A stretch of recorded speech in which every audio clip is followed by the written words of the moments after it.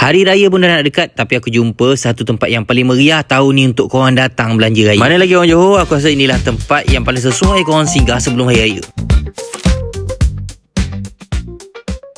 Sempena nak raya ni, ada satu tempat event paling meriah dekat Topen. Semua dalam satu tempat. Ya, dekat Topen kali ni macam-macam ada. Semua dalam satu tempat, paling meriah sampai pukul 2 pagi diorang buka. Sampai dekat luar Topen dah meriah dengan pakaian-pakaian raya. Datang je sini dah tak payah pening sebab baju sedondon untuk keluarga dia. Sebelah tu pula ada pula macam-macam jualan makanan untuk berbuka puasa korang. Senang kan, tak payah pening. Kalau lapar datang kat sebelah, nak shopping pun boleh jalan kat sini. Biryani Mamu Syekh Daud pun sampai sini, sampai beratur semua nak datang beli. Kalau soal pasal harga, masih mampu milik. Semua orang mampu beli dekat sini. Nak berbuka puasa kat sini tak ada masalah. Diorang sediakan tempat, siap bagi 3 gulung lagi. Sabar, bukan tu je. Kau turun je bawah belah basement, sini ada expo bandar. Masa ni untuk kita selam. Kalau luck kita dapat jumpa barang-barang rare. Next destination kau nampak Decathlon, kau masuk belah dalam, nampak P1 Green Zone, masuk lagi dalam kau akan jumpa section kuih raya. Nampak tak betapa meriahnya kali ni dekat Topen sebab ada macam-macam section diorang bahagikan untuk mudah korang beli barang. Masuk lagi dalam level 1, barangan baju branded. Cuma kalau belah dalam ni tak sama lah waktu macam kat luar. Aku yang berjalan pun penat ni sebab banyak sangat pilihan kat sini. Sebab daripada luar sampai ke dalam macam-macam ada. Cari pot lagi berbuka puasa. Naik belata rooftop dekat sini diorang sediakan kawasan percuma je untuk korang berbuka puasa kat sini. So nak raya shopping mana? Singgah kat Topen sebab macam-macam ada. Sampai 19 hari bulan tau.